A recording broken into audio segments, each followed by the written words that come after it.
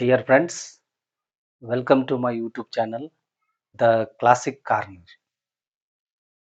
Today, I am going to start new courses.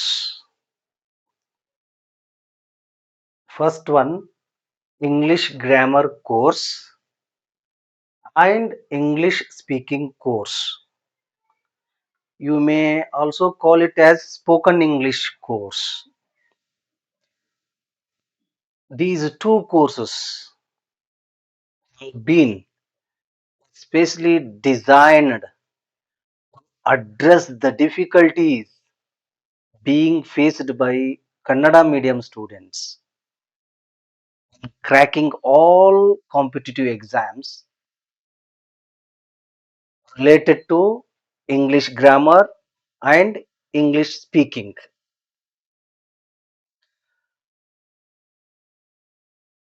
ಈ course ಅನ್ನ ನಾವು ಎಸ್ಪೆಷಲಿ ಕನ್ನಡ ಮೀಡಿಯಂ ಸ್ಟೂಡೆಂಟ್ಗೆನೆ ಪ್ರಾರಂಭ ಮಾಡಿದ್ದು. ಬಹಳಷ್ಟು ವಿದ್ಯಾರ್ಥಿಗಳು ಈ ಕಾಂಪಿಟೇಟಿವ್ ಎಕ್ಸಾಮ್ದಲ್ಲಿ ಬೇರೆ ಎಲ್ಲ ಪಾಠಗಳಲ್ಲಿ ಪಾಠಗಳಲ್ಲಿ ಹೆಚ್ಚು ಮಾರ್ಕ್ಸ್ ತಗೊಂಡಿರ್ತಾರೆ. ಆದರೆ ಇಂಗ್ಲಿಷ್ ಪಾಠದಲ್ಲಿ ಅದು ಒಂದೊಂದು ಎಕ್ಸಾಮ್ಗೆ ಡಿಫ್ರೆಂಟ್ ಏನು ಮಾರ್ಕ್ಸ್ ಇರ್ತಾವ. ಒಂದೊಂದು ಎಕ್ಸಾಮ್ಗೆ 35 ಇರ್ತತ, 25 ಇರ್ತತ. ಆ ಪಾಠದಲ್ಲಿ ಕಡಿಮೆ ತಗೊಂಡು ಬಿಡ್ತಾರೆ. 25ಕ್ಕ 10, 7, 8 ಈ ತರ ತಗೊಂಡಿರ್ತಾರೆ. ಸೊ ಅಂತ ವಿದ್ಯಾರ್ಥಿಗಳನ್ನ, ಅಂತ ಆಸ್ಪಿರೆಂಟ್ಸ್ ಗಳನ್ನ ಗಮನದಲ್ಲಿಟ್ಟುಕೊಂಡು ಅವರು ಸಹಿತ ಆ ಪಾಠದಲ್ಲಿ ಇಂಗ್ಲಿಷ್ ಪಾಠದಲ್ಲಿ ಇಂಗ್ಲಿಷ್ ಸೆಕ್ಷನ್ದಲ್ಲಿ ಹೆಚ್ಚು ಮಾರ್ಕ್ಸ್ ತಗೊಳ್ಳಾಗ ಹೆಲ್ಪ್ ಆಗಲಿ ಅಂತೇಳಿ ಈ ಕೋರ್ಸ್ ಅನ್ನ ನಾವು ಪ್ರಾರಂಭ ಮಾಡ್ತಾ ಇದ್ದೀವಿ. ಇದು ನನ್ನ ಮೊದಲನೆಯ video. I hope this course definitely help you. ನಾನು ಇದನ್ನ ಕನ್ನಡದಲ್ಲಿಯೂ ಮತ್ತು ಇಂಗ್ಲಿಷ್ನಲ್ಲಿಯೂ ಎರಡೂ ಮೀಡಿಯಂದಲ್ಲಿಯೂ ಈ ಕ್ಲಾಸಸ್ ಅನ್ನ ಮಾಡ್ತಾ ಹೋಗ್ತೀನಿ. I am 100% sure that these courses would definitely help you in cracking all the examinations. This course has been divided into 3 parts. Let us discuss those 3 sections. uh,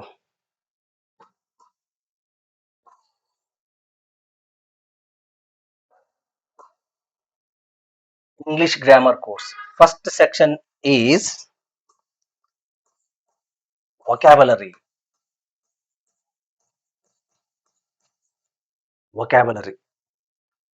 You know, ಯಾವುದೇ ಒಂದು ಭಾಷೆಯನ್ನ ಕಲಿಬೇಕಾದ್ರೆ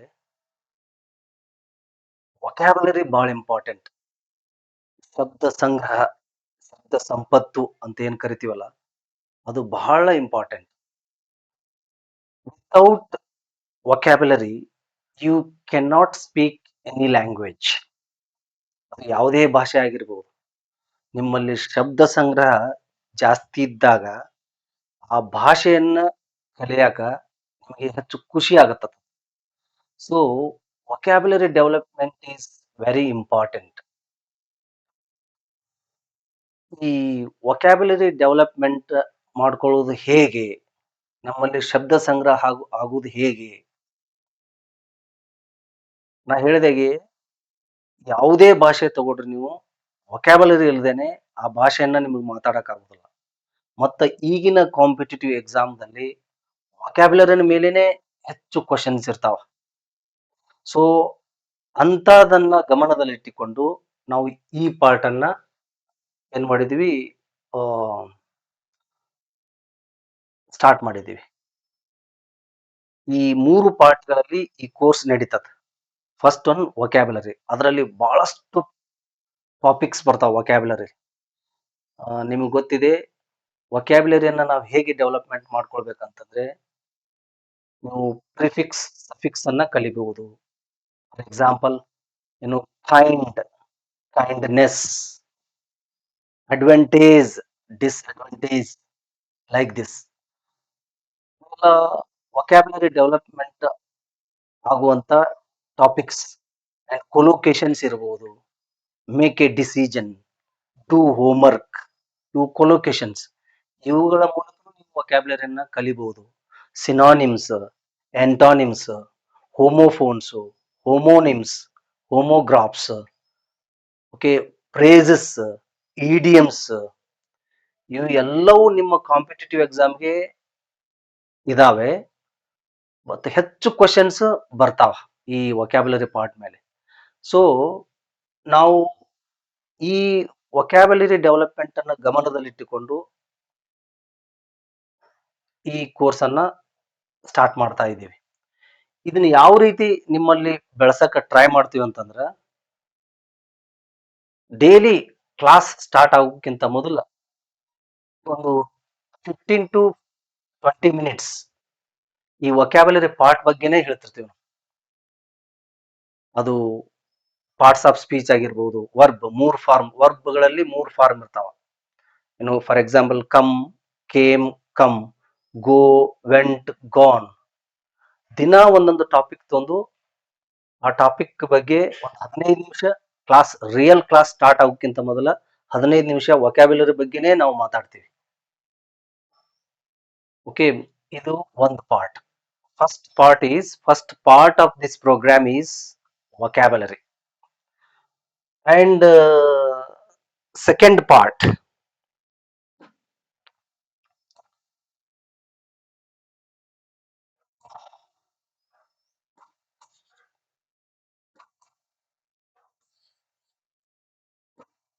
first part vocabulary, second part grammar.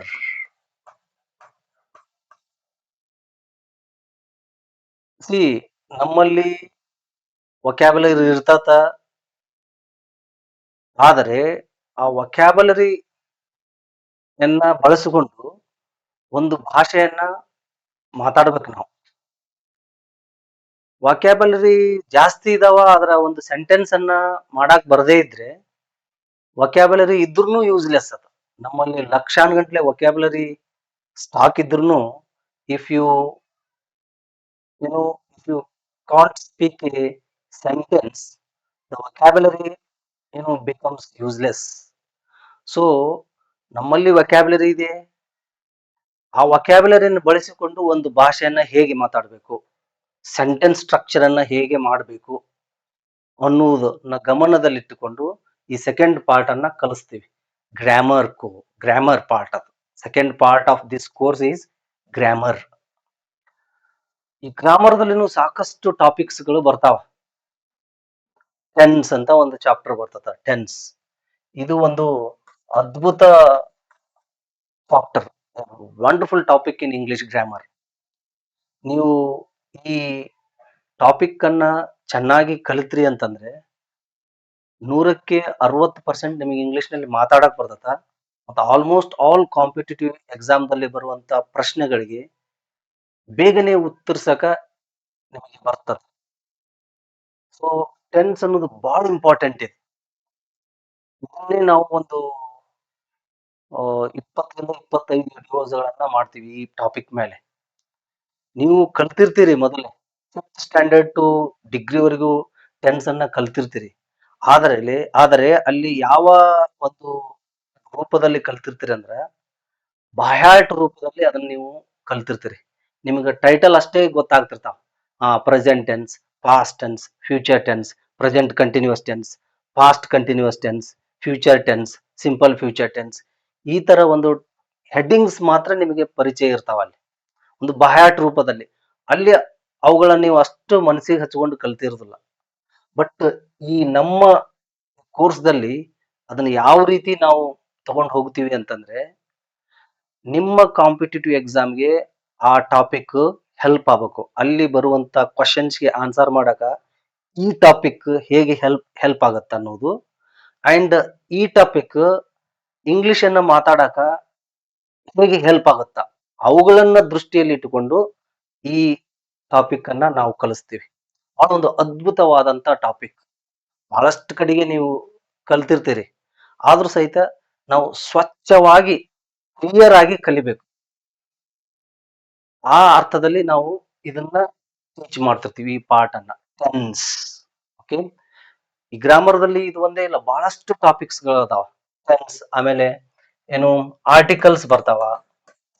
Articles, you know articles, there are three articles in English language: a, an, the. Common ಆಗಿ ಗೊತ್ತಿರ್ತಾವ, ಆದ್ರೂ ಸಹಿತ ಸ್ವಚ್ಛವಾಗಿ ಕಲಿಬೇಕು. ಇನ್ನೊಮ್ಮೆ ನಾವು ಅದನ್ನ ನೋಡಬಾರ್ದು, ಅಂದ್ರ ಓದಬಾರ್ದು, ಆ ರೀತಿ ತಲೆಯಲ್ಲಿ ಹೋಗ್ಬೇಕದು. ಆ ಒಂದು ಮತ್ತ ಏನಿರ್ತದಂದ್ರೆ ಎಲ್ಲಾ ಕಾಂಪಿಟೇಟಿವ್ ಎಕ್ಸಾಮ್ಸ್ಗೂ ಈ ಒಂದು ಟಾಪಿಕ್ ಮೇಲೆ ಒಂದು ಅಥವಾ ಎರಡು ಕ್ವಶನ್ಸ್ ಇದ್ದೇ ಇರ್ತಾವ. ಮತ್ತು ಅಷ್ಟೇ ವೆರಿ ಈಸಿ ಟಾಪಿಕ್. ಎಲ್ಲಿ ಎ ಬಳಸ್ಬೇಕು, ಎಲ್ಲಿ ಯಾನ್ ಬಳಸ್ಬೇಕು, ಎಲ್ಲಿ ದಿ ಬಳಸ್ಬೇಕು ಅನ್ನೋದಷ್ಟೇ ಅಲ್ಲ, ಅವ್ನು ಎಲ್ಲಿ ಬಳಸಬಾರ್ದು ಅನ್ನೋದು ನಾವು ಕಲಿಬೇಕು. This is very important. ಬರೀ ಕಾಂಪಿಟೇಟಿವ್ ಎಕ್ಸಾಮ್ಗೆ ಪೂರಕವಾಗಿ ಮಾತ್ರ ಅಲ್ಲ, ಬರೀ ಕಾಂಪಿಟೇಟಿವ್ ಎಕ್ಸಾಮ್ದಲ್ಲಿ ಎಲ್ಲಿ ಬಳಸ್ಬೇಕು, ಎಲ್ಲಿ ಬಳಸಬಾರ್ದು, ಹೇಗೆ ಬಳಸ್ಬೇಕು, ಎಲ್ಲಿ ಬಳಸಬಾರ್ದು ಅನ್ನೋದು ಅಷ್ಟೇ ಅಲ್ಲ, ಮಾತಾಡುವಾಗನು ಸಹಿತ ನಾವು ಗೊತ್ತು ಮಾಡ್ಕೊಳ್ಬೇಕು.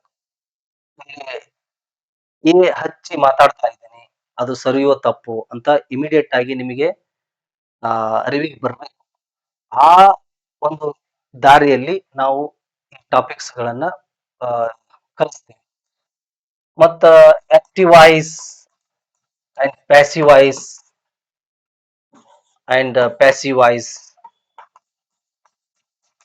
ವಾಯ್ಸ್ ಅಂದ್ರೂ ಓಕೆ, ವಾಯ್ಸ್ ಇದು ಅಷ್ಟೇ ಇಂಪಾರ್ಟೆಂಟ್. ಟೆನ್ಸ್ ಎಷ್ಟು ಇಂಪಾರ್ಟೆಂಟ್, ಇದು ಅಷ್ಟೇ ಇಂಪಾರ್ಟೆಂಟ್. ನೋಡ್ರಿ, ಇವೆರಡು ಟೆನ್ಸ್ ನಿಮಗೆ ಕಂಪ್ಲೀಟ್ ಆಗಿ ಬಂತಂದ್ರ ಒಂದು 60% ಮಾತಾಡಕ್ ಬಂದಂಗ ಇಂಗ್ಲಿಷ್. ಈ ಆಕ್ಟಿವ್ ವಾಯ್ಸ್ ಪ್ಯಾಸಿವ್ ವಾಯ್ಸ್ ಬಂತು ಅಂತಂದ್ರ 90% ಬಂದಂಗ ಮಾತಾಡಕ್.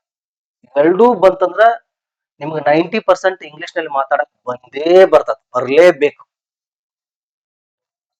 So active voice passive voice and tense ಬಹಳ ಇಂಪಾರ್ಟೆಂಟ್. ಇನ್ 10% ಉಳಿದಿದ್ದು ಆರ್ಟಿಕಲ್ ಬೇರೆ ಬೇರೆ.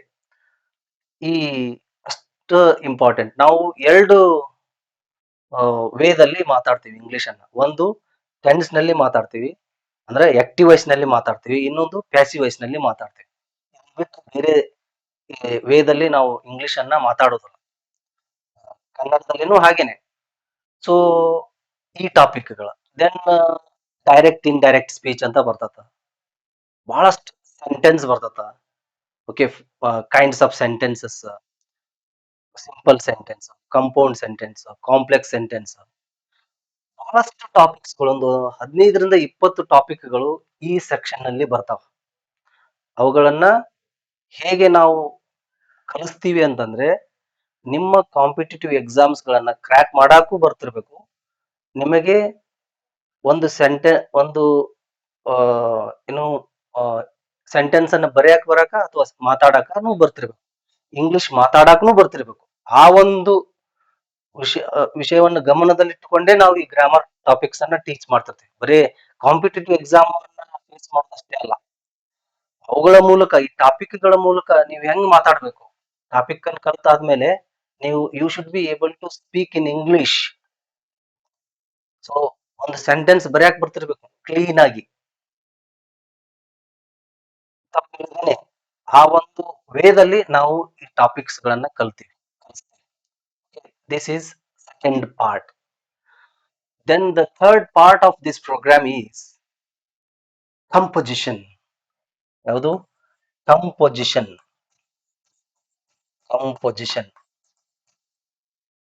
ಈ ನೋಡ್ರಿ, ನಮ್ಮಲ್ಲಿ ಸ್ವಲ್ಪ ಮಟ್ಟಿಗೆ, ತಕ್ಕ ಮಟ್ಟಿಗೆ ವೊಕ್ಯಾಬುಲರಿನೂ ಬೆಳೆದಿದೆ, ಗ್ರಾಮರ್ನೂ ಬರ್ತಾ ಇದೆ, ಸೆಂಟೆನ್ಸ್ ಸ್ಟ್ರಕ್ಚರ್ ಕರೆಕ್ಟ್ ಆಗ್ತಾ ಇದೆ.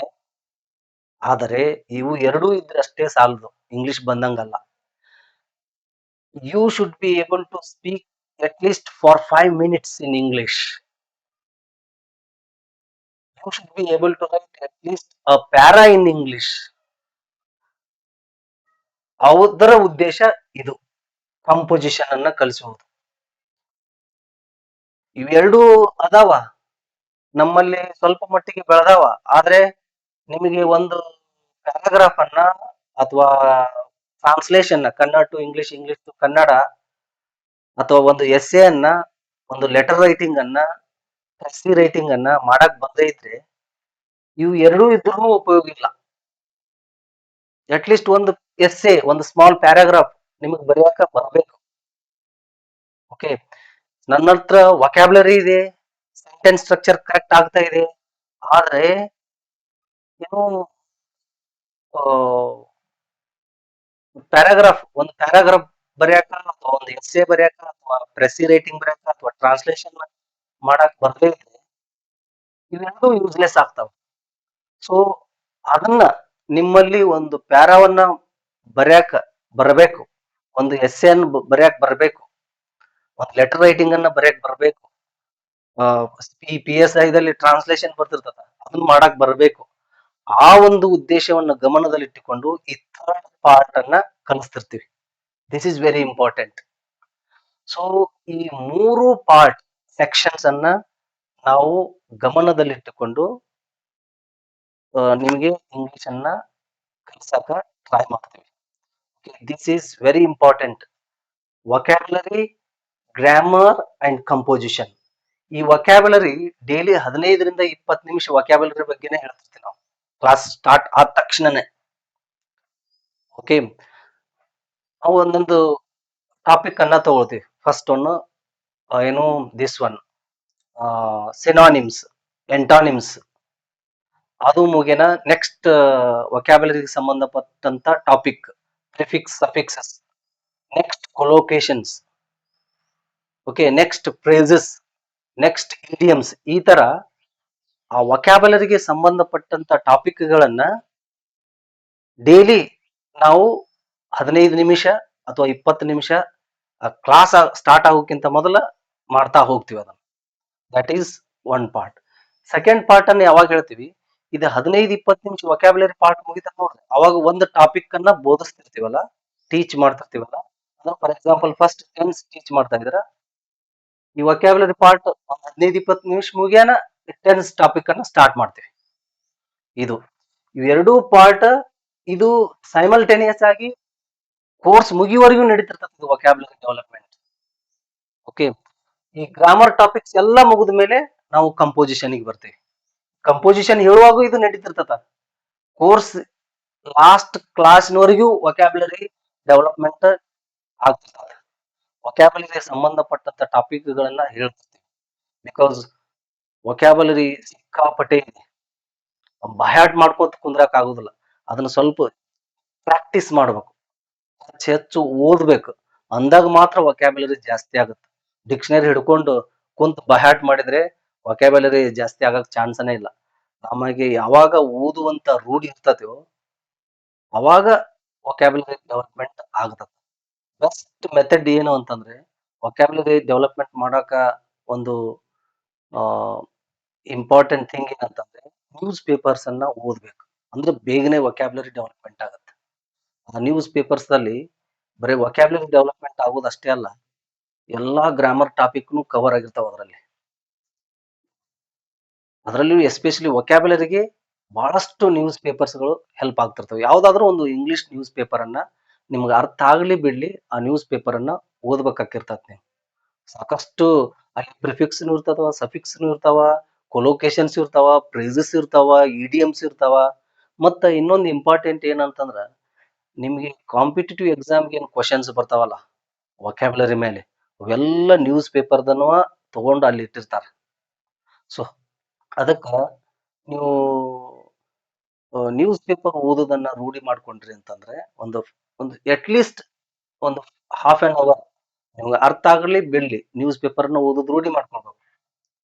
ನಾವು ಕೋರ್ಸ್ ನಲ್ಲಿ ಈ ಟಾಪಿಕ್ಸ್ ಅನ್ನು ಹೇಳುವಾಗ ಹೇಗೆ ನ್ಯೂಸ್ ಪೇಪರ್ ಅನ್ನು ಓದಬೇಕು, ಅದರಲ್ಲಿ ಹೆಂಗ ನಾವು ಏನು ಎಕ್ಸಾಮ್ ಬರುವಂತ ಆ ವಿಷಯಗಳನ್ನ ಹೆಂಗ್ ಕಲಿಬೇಕು ಅದರಲ್ಲಿ ಅನ್ನೋದನ್ನ ನಾವು ಹೇಳ್ಕೊಡ್ತಿರ್ತೀವಿ. ಸೊ ಈ 3 ಪಾರ್ಟ್ಸ್ ಅನ್ನ ಗಮನದಲ್ಲಿಟ್ಟುಕೊಂಡು ಈ ಕೋರ್ಸ್ ಅನ್ನ ನಾವು ಪ್ರಾರಂಭ ಮಾಡ್ತಾ ಇದೀವಿ. ನಾ ಮೊದಲೇ ಹೇಳಿದ ಹಾಗೆ ಈ ಕೋರ್ಸು ಕನ್ನಡ ಮೀಡಿಯಂ ಸ್ಟೂಡೆಂಟ್ಸ್ಗೆ ಹೆಲ್ಪ್ ಆಗುತ್ತೆ. ಇಂಗ್ಲಿಷ್ ಮೀಡಿಯಂದವರು ನೀವು ತಗೊಳ್ಬಹುದು ಇದನ್ನ. ಬಟ್ ಅವ್ರಿಗೆ ಗ್ರಾಮರ್ ಕಲಿಯಾಕ ಅವ್ರಿಗೆ ಆಲ್ರೆಡಿ ಮಾತಾಡಕ್ ಬರ್ತಿರ್ತತ, ಕಮ್ಯುನಿಕೇಶನ್ ಆಗ್ತಿರ್ತತ. ಆದ್ರೆ ಕಮ್ಯುನಿಕೇಶನ್ ಅಂದ್ರ ಸ್ಪಷ್ಟವಾಗಿ, ಸ್ವಚ್ಛವಾಗಿ, ಗ್ರಾಮ್ಯಾಟಿಕಲ್ ಆಗಿ ಮಾತಾಡೋದೇ ಕಮ್ಯುನಿಕೇಶನ್.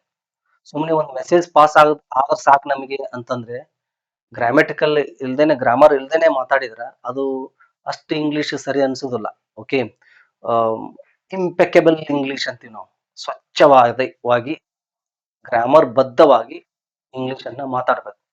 ಈಗ ನಮ್ಮ ಗುರುಗಳು ಯಾವಾಗ್ಲೂ ಹೇಳ್ತಿರ್ತಾರ ನಮಗೆ, ಏನಂತಂದ್ರೆ, ನಾನು ಮಾತನಾಡುವಂತ ಇಂಗ್ಲಿಷ್ ಗ್ರಾಮರ್ ಬದ್ಧವಾಗಿ ಕನ್ನಡ ಆಗಬೇಕು.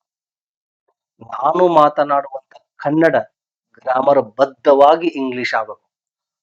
ಅವಾಗ ಮಾತ್ರ ನಮ್ಮಲ್ಲಿ ಅಥವಾ ನಮಗೆ ಇಂಗ್ಲಿಷ್ ಬರ್ತಿದೆ ಅಂತ ಹೇಳಕ್ ನಾವು ಅರ್ಹರಾಗ್ತೀವಿ. ಅಲ್ಲಿವರೆಗೂ ನಾವು ಅರ್ಹರಲ್ಲ. ನಮಗೆ ಇಂಗ್ಲಿಷ್ ಬಂದದೆ ಅಂತ ಹೇಳ್ಬಾರ್ದು. ಗ್ರಾಮರ್ ಬದ್ಧವಾಗಿ ಆಗ್ಬೇಕು. ಗ್ರಾಮರ್ ಬದ್ಧವಾಗಿ ಕನ್ನಡ ಮಾತಾಡ್ಬೇಕು, ಗ್ರಾಮರ್ ಬದ್ಧವಾಗಿ ಇಂಗ್ಲಿಷ್ ಮಾತಾಡ್ಬೇಕು. ಓಕೆ, ಸೊ ಈ ಒಂದು ಇಂಟ್ರೊಡಕ್ಷನ್ ಕ್ಲಾಸ್ ನಲ್ಲಿ ಇಷ್ಟು.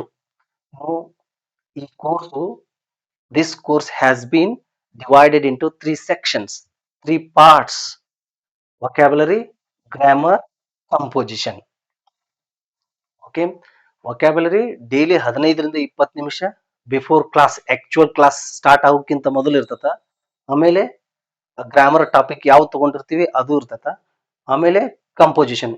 ಇದು ಮುಗಿದ ಮೇಲೆ, ಎಲ್ಲಾ ಗ್ರಾಮರ್ ಟಾಪಿಕ್ ಮುಗಿದ ಮೇಲೆ ಕಂಪೋಸಿಷನ್ ಅನ್ನ ಸ್ಟಾರ್ಟ್ ಮಾಡ್ತೀವಿ. ಅಂದ್ರೆ ಲೆಟರ್ ರೈಟಿಂಗ್ ಬರೀದು, ಆಗಲೇ ಹೇಳಿದಾಗೆ ಒಂದು ಪ್ಯಾರಾಗ್ರಾಫ್ ಅನ್ನ ಬರೀದು, ಒಂದು ಎಸ್ಸೆ ಅನ್ನ ಬರೀದು. ಸೊ ನೀವು ಅಟ್ ಲೀಸ್ಟ್ ಒಂದು 5 ನಿಮಿಷ ಇಂಗ್ಲಿಷ್ ನಲ್ಲಿ ಮಾತಾಡ್ಬೇಕು. Be able to speak English for at least 5 minutes, grammar ಬದ್ಧವಾಗಿ, ಗ್ರಾಮೆಟಿಕಲಿ. ಓಕೆ, ಸೊ ನಾವು ನೆಕ್ಸ್ಟ್ ಕ್ಲಾಸ್ ನಲ್ಲಿ ಸ್ಟಾರ್ಟ್ ಮಾಡ್ತೀವಿ. ಯಾವ ಟಾಪಿಕ್ ಅನ್ನ ಸ್ಟಾರ್ಟ್ ಮಾಡ್ತೀವಿ ಅಂತಂದ್ರೆ, ಟೆನ್ಸ್ ಟಾಪಿಕ್ ಅನ್ನ ಸ್ಟಾರ್ಟ್ ಮಾಡ್ತೀನಿ. ನಾ ಹೇಳಿದಾಗೆ ಬಿಫೋರ್ ಟೆನ್ಸ್ ನಾವು ಯಾವ್ದು ಏನನ್ನ ಹೇಳ್ತೀವಿ, ವೊಕ್ಯಾಬ್ಯುಲರಿಯನ್ನ ಒಂದು 15ರಿಂದ 20 ನಿಮಿಷ ಅದನ್ನ ಡೈಲಿ ಇದ್ದೇ ಇರ್ತದ. ಓಕೆ, ಒಂದು ಕ್ಲಾಸ್ ಬಿಡ್ಲಾರ್ದನ ನೀವು ನೋಡಿದ್ರಿ ಅಂತಂದ್ರೆ 100% ಐ ಆಮ್ ಶ್ಯೂರ್ ನಿಮಗೆ ಇಂಗ್ಲಿಷ್ ಮಾತಾಡಕ್ ಬರ್ತತ. ಬಹಳಷ್ಟು ಕಾಂಪಿಟೇಟಿವ್ ಎಕ್ಸಾಮ್ ದಲ್ಲಿ ಹೆಚ್ಚು ಮಾರ್ಕ್ಸ್ ಗಳನ್ನ ತಗೊಳ್ತೀರಿ. ಯಾವ ಡೌಟ್ನು ಇಲ್ಲ. ಓಕೆ, ಅದಕ್ಕಾಗಿ ನೀವು ಬಹಳ ಗಮನ ಇಟ್ಟು ಅಥವಾ ಲಕ್ಷ್ಯ ಕೊಟ್ಟು ಈ ವಿಡಿಯೋನ ನೋಡಿದ್ರೆ ನಿಮ್ಗೆ ಹೆಚ್ಚು ಸಹಾಯಕವಾಗುತ್ತಂತ ನಾನು ನಂಬಿದ್ದೀನಿ. ಆ ಈ ದಿನ, ಇವತ್ತು ಈ ಇಂಟ್ರೊಡಕ್ಷನ್ ಕ್ಲಾಸ್ ದೊಂದಿಗೆ ಈ ಕ್ಲಾಸ್ ಅನ್ನ ಮುಗಿಸ್ತೀನಿ. Thank you very much.